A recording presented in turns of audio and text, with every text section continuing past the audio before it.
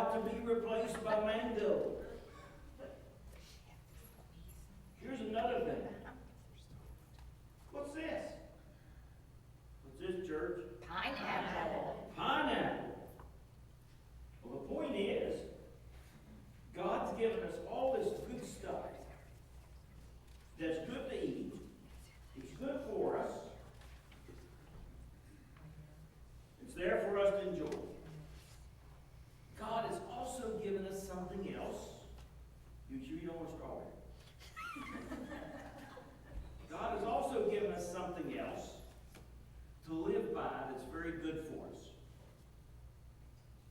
And a guy named Paul, the Apostle Paul, related luscious things like cherries and mangoes and grapes to how we're supposed to live in life.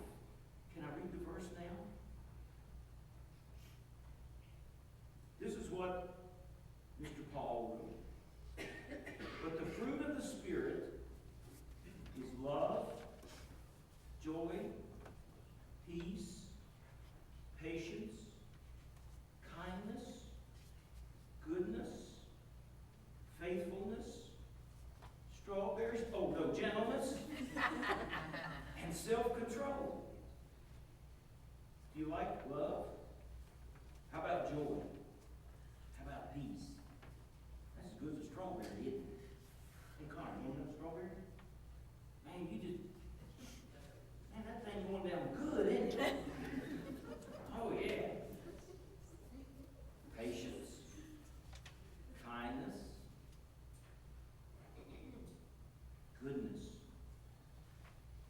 faithfulness, being faithful to God, gentleness, treating each other gently. What does it mean to treat somebody gently? It means you're nice and respectful to them. And finally, there's self-control. Even when we want to fly off the handle, it's better to maintain self-control. It's like, even though I want to eat a strawberry, I'd rather eat a cherry. All right. So back to what happened this week. The flood. The flood. If we're going to help these people, then we're going to have to show them love. We're going to have to be patient with them. We're going to have to show them kindness. We're going to have to help them get back on their feet. We're going to have to show that we have the goodness of God in our hearts and our lives. We're going to have to remain faithful to what God tells us to do, which is to take care of people. We're going to have to help people with gentleness. And we're going to have self-control in order to do the things that we have to do to help these people out. So the fruit of the Spirit, after I say it, you say it, is love, joy, peace, patience, kindness, goodness, faithfulness, gentleness, and self-control. Okay? Okay. If I give you a little card to take home, to set up in your room, you can read it yourself, or you can have Nana or your sister or mom read it to you. And there's a little thing to remember. The fruit of the Spirit. You want no strawberry coffee? Yes! Take one, my friend. Awesome. You want another grape? Good job, Jordan. How about this watermelon? You want that watermelon? How about a blueberry? You don't like a blueberry? Can I have your blueberry?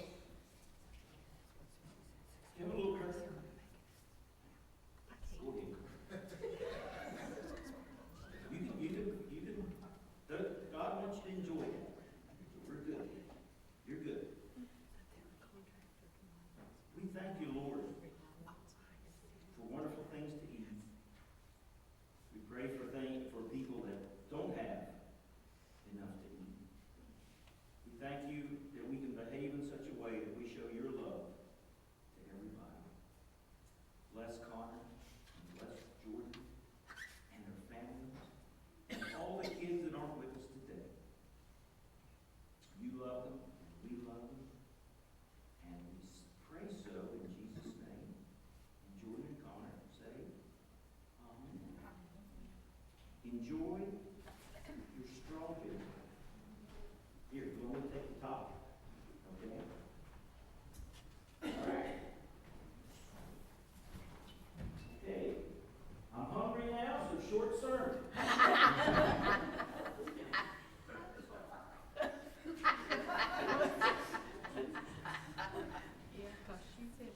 What am I going to do these people, Sandy?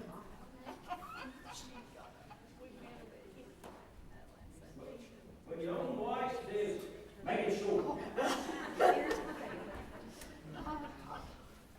That's because she's been around a while. Well, all right. Who have we been talking about? Remember that old rascal named Elijah? Well, we're not quite done with him yet.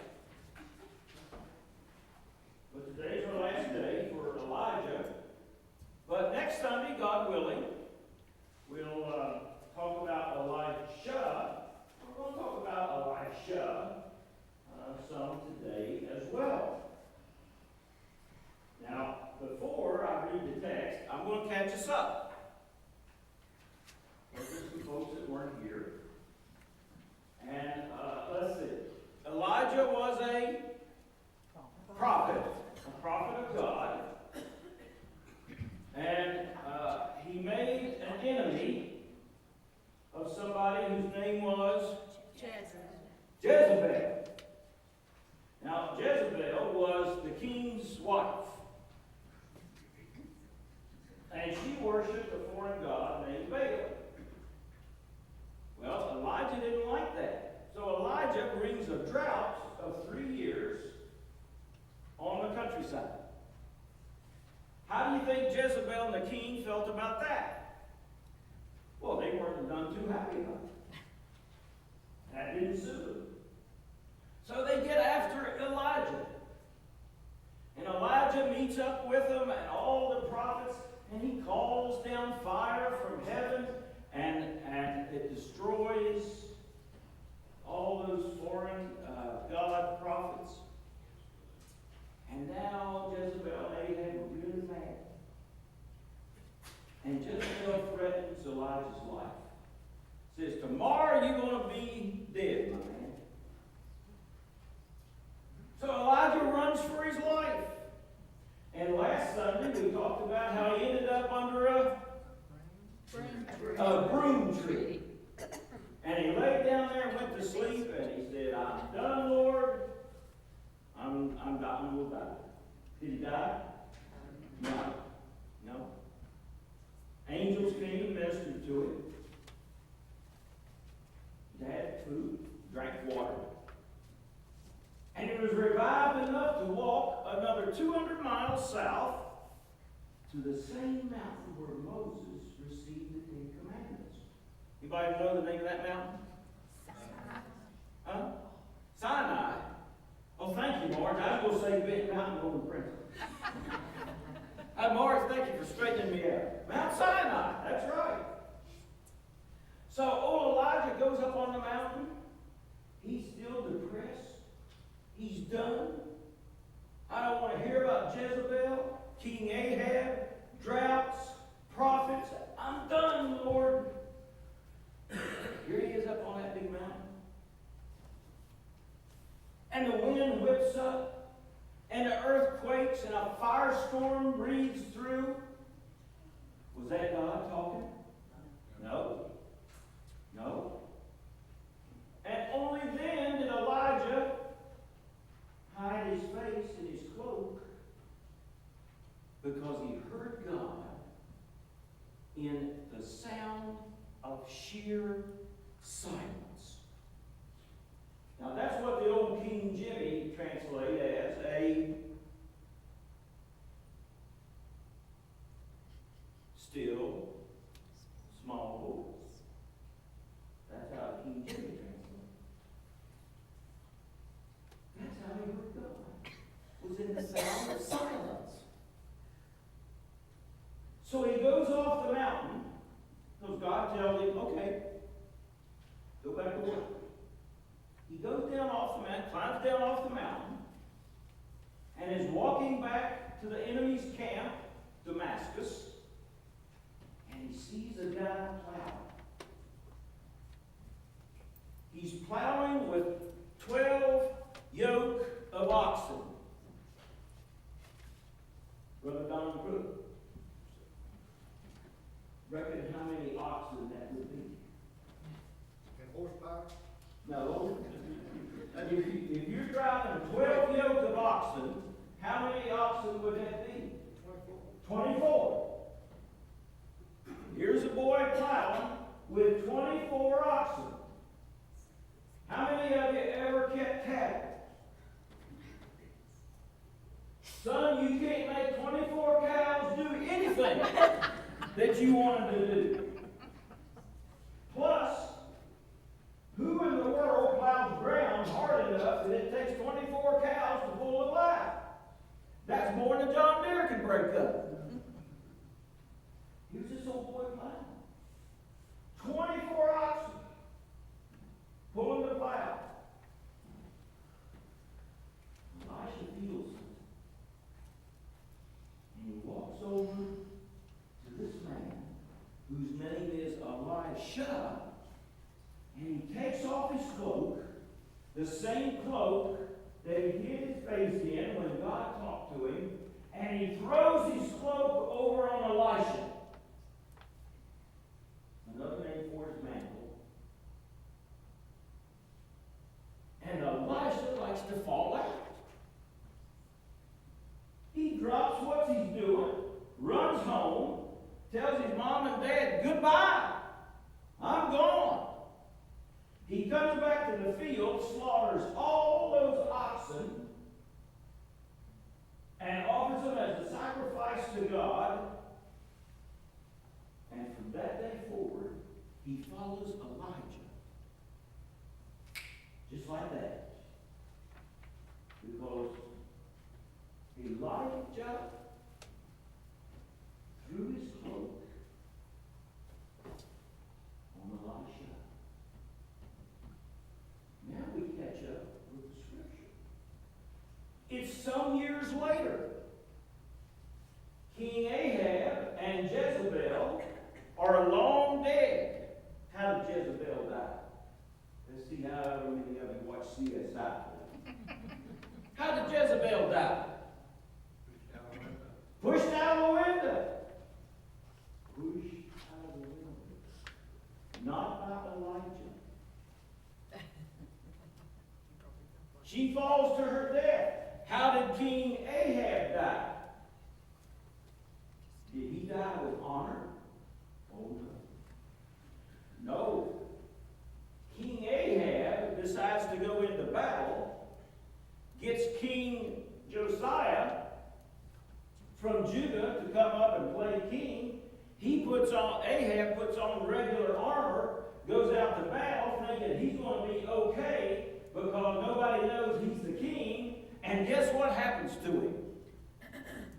Some poor soldier shoots an arrow and hits him right here, between his armor and his shirt. And here's poor old King Ahab in his chariot, and he bleeds to death. The guy that's pretending to be king, guess what happens to him? Now he's double king. It works out. It works out. So Ahab and Jezebel are gone, and other kings have come along. So our text picks up years later. And now something's going to happen. Gracious God, open your word to our hearts and minds. Amen. Now, when the Lord was about to take Elijah up to heaven by a whirlwind, Elijah and Elisha were on their way from Gilgal. What happened to Gilgal? Earlier in the Old Testament. Anybody know? No. You look that up this week. Elijah said to Elisha, "Stay here, for the Lord has sent me as far as Bethel." But Elisha said, "As the Lord lives, and as you yourself live, I will not leave you."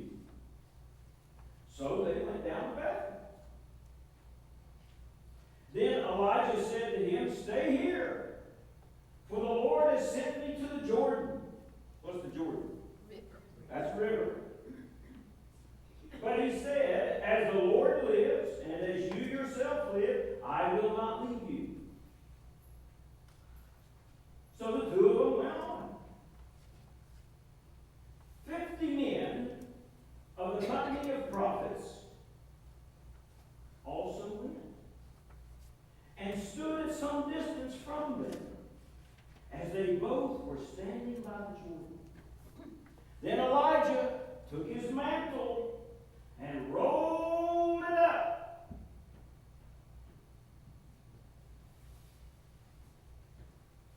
Rolled it up.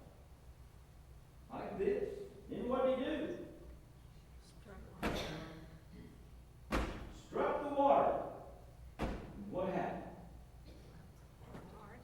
The water was parted. Who else did that? Moses. Oh, wasn't that same guy that got the Ten Commandments from top of Bit Mountain? Now let's see, what two prophets appeared to Jesus in the Transfiguration? Bingo. Struck the water was parted to the one side and to the other until the two of them crossed on dry ground. When they had crossed, Elijah said to Elisha, "Tell me what I may do for you before I am taken from you." Elisha said, "Please let me inherit a double share of your spirit." You know, this calling fire down from heaven and this parting the waters things? Guess what? Elisha likes it. He likes it. He responded, "You have asked a hard thing." Now there it is. Now there it is. Good story so far. Everything going along fine.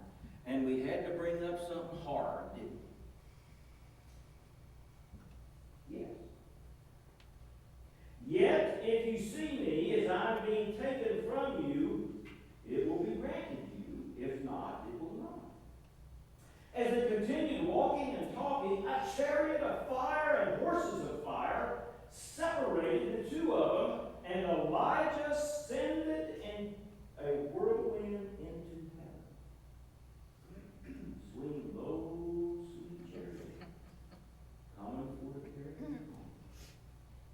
Elisha kept watching and crying out, "Father, Father, the chariots of Israel and its horsemen." He's excited. How many of y'all seen a chariot of fire lately? Not the Hunger Games, it's not what I'm talking about. But when he could no longer see him, he grasped his own clothes and tore them in two pieces. Now, in the Old Testament, what does it mean when you tear your clothes in two pieces? No, it does not mean you're headed to belts. What does it mean? It is to signify that your heart is broken too. See, it's a sign of grief, and sometimes it's a sign of anger. Now here's where it gets interesting. He picked up the mantle of Elijah that had fallen from him and went back and stood on the bank of the Jordan. Don't change the slide yet. What do you think this old boy will do? He's going to try to What's he going to do? Yeah, try to part it. He's going to pick that mantle up and he's going to twist it up because he cannot wait to see if he got a double share of the spirit of Elijah. He can't wait to try to steal that. He picked up the mantle and went back, stood on the bank of the Jordan. He took the mantle of Elijah that had fallen from him and struck the water, saying, "Where is the Lord, the God of Elijah?" When he had struck the water was oh my goodness. To one side and another, and Elijah went over. The word of God for people of God. Thanks be to God. I'm going to read the gospel lesson today, but I got enough to chew on with this deal. The word of God for the people of God. Thanks be to God. I would like all the people that have ever served in a leadership position in this church to please stand. If you've ever been part of a committee, if you've ever headed up a committee, I'd like for you to stand. Leadership.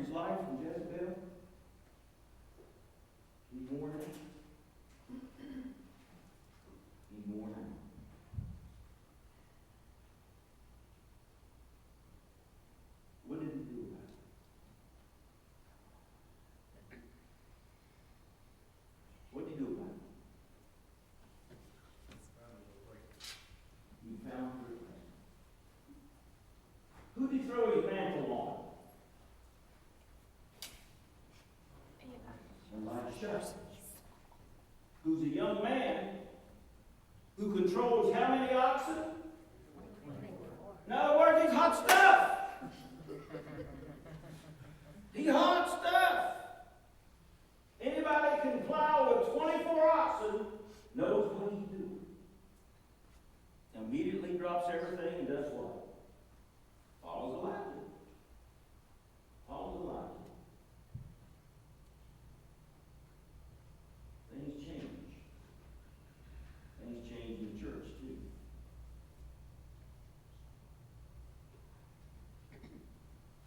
We get older. Some days we kind of wear out. Some days we think, I'm ready to hit in my broom tree and just curl up. I'm done. Leave me alone, God. I'm done. Had enough of this. Is that the right way to treat life?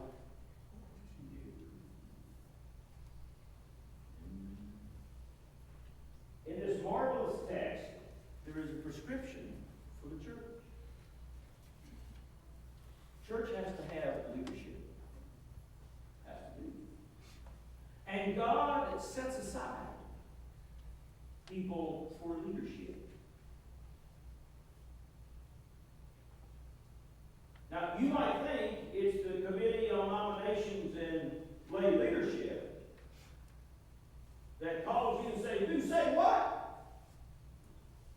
But it is God that sets aside people for leadership in God's kingdom. It's God. What I like about Elisha is that he was ready. There wasn't none of this, "Thank you, Elijah. Let me go off and pray about this for a day or two." I don't know if God's calling me to do that or not. I just don't know if I have the right skills or not. What you talking about?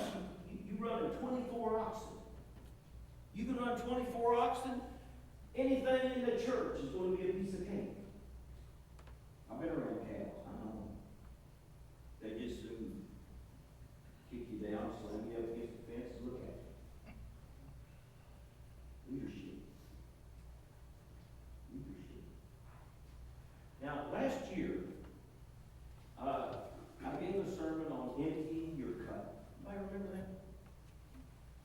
Were we talking about drinking coffee? No, What were we talking about? handing off and training other people. Yeah. See, this is how it's supposed to work. And this scripture is a premier way that God tells us how things are supposed to work in God's kingdom. As far as leadership, mentors, and mentees are concerned. Elijah mentored Elisha to the point that he was ready to do what? He couldn't wait to grab that mantle and slap that water. He couldn't wait to get there and see if those waters were going to part. How bodacious and gutsy to ask, "You know, bud, you're good, but I want twice what you got." I like it. I like it. It's bold. It's courageous. It shows excitement for God's work. We talked about emptying your cup. And that day I was primarily talking about the leaders are to empty their cups. In other words, share what they've known through knowledge and experience with those that are coming behind into leadership. Today, we're talking about those that will be coming up and their attitudes. And what was Elisha's attitude? Let me have it. I can't wait to get that baby on.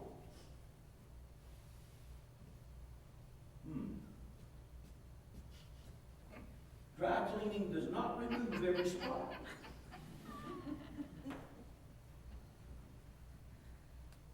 If you are a leader in this church, you should be doing what? mentoring someone.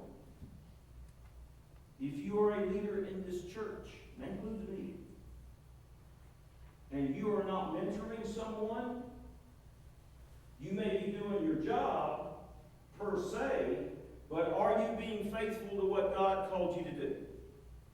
No. Because part of God's call, are we arrogant enough to believe that God's done with it when we're gone? Huh? Is God done with it when we're gone? When old J. Scott Mayberry is in the ground with that John Deere parked on his grave? Am I arrogant enough to believe that it's over? No. No. No. If you are a leader in this church, and you are not mentoring someone for a leadership position, then you are not being, you're still a good person, but you're not going there yet in your faithfulness